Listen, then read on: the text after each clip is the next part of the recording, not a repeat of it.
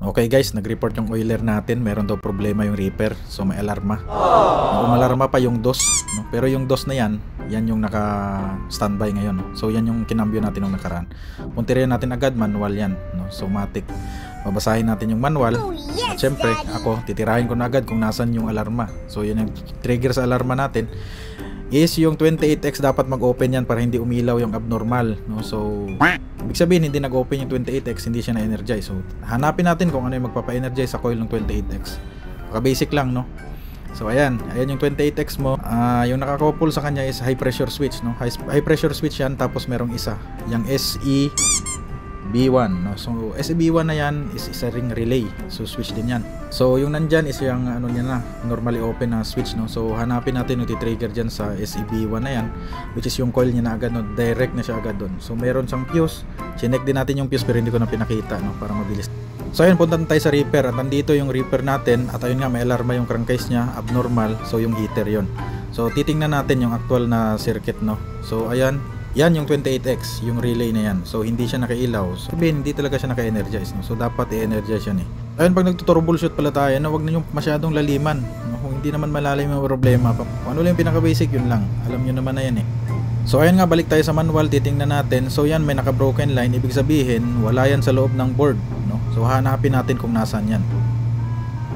So ibig sabihin wala siya dyan, hindi nasa compressor, hindi naman yan ilalagay kung nasan pa, di ba? Ayun nga, so although walang masyadong trouble yung barko namin, pero pinagbubuksan ko na kasi ito dati. So naalala ko dito yun sa may box na yan, yung pressure switch. Kasi i-reset mo yan kapag naka-pressure. So tinuro din yan ng turnover sa akin na dito daw mag-reset. So naalala ko, so dito yung bubuksan ko kasi yun yung tinuro eh. Syempre, unang akto ko, so yung pinagagawa ko dito dati, ikot ako ng ikot, tapos pinagbubuksan ko yung mga box na yan. Lahat yan, pinagbubuksan ko, pati yung mga cinder box. Hindi lang ako nagagalaw kasi syempre sensitive yung mga communication tsaka yung mga alarm system ng barko, pero usually nagbubukas talaga ako para at least alam ko na, familiar na kung saan ako pupunta kapag sakali nagka-trouble, diba? So ganun lang. So ayun, nandito yung pressure switch pero wala yung hinahanap natin dito. Syempre hindi ko na ginalaw yung pressure switch kasi hindi naman naka-andar yung compressor, no? So hindi naman siya magti-trigger. At eto, sinundan ko lang yung wire at dito papunta yan sa may box na yan. So dito tayo magbubukas, baka sakaling nandito yung relay na hinahanap natin. Safety first, para muna natin yung breaker. Tapos ayun, babaklasin na natin at titingnan natin kung nandito nga sa loob. So yung mga content kasi na ganito, yung laging may trouble ay hindi naman siya ganun always, no? Kasi hindi naman natin pinagdarasal na laging magka-trouble yung barko, di ba? So pero kapag meron naman, siyempre ayusin natin kasi yun yung trabaho natin. At ayun nga, ito yung ano na yun, yung relay, no? SEB3 yung pangalan pero SEB1 yung tagging niya. At ayun nga, since na relay siya at switch siya, titingnan natin yung tagging. So meron siyang live, neutral, then yung common, normally open tsaka normally closed. So i-testing natin ngayon. So dapat magkaroon muna ng voltahe, no? So susuplayan natin yan, i-on natin yung breaker. Tapos dapat pag na-on yan, so yung gagawin natin, susuplayan natin yung relay na yon, at dapat mag-change yung switching nya from normally open to close. At ayun nga, tinester natin na may supply, naka-open pa rin. Ayun, so naka-open, no? So kukuha tayo ngayon ng jumper, tapos ito-try natin na i-connect yung dalawang wire na yan.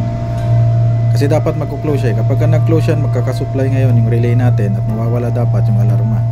So i-check natin, ayan, clip ko na. Then i-on na lang natin yung breaker, tapos i-check natin kung okay ba yung ginawa natin o kung okay yung findings natin. Pero ito lang ay para lang malaman natin kung talagang yun yung sira o hindi, no? Yun, at nawala na yung alarma, so ibig sabihin okay nga yun. So yung relay yung problema natin, kailangan natin gawa ng report, papalitan natin kasi wala tayong spare na ganyang relay. So yun lang guys, at thank you sa panonood. God bless.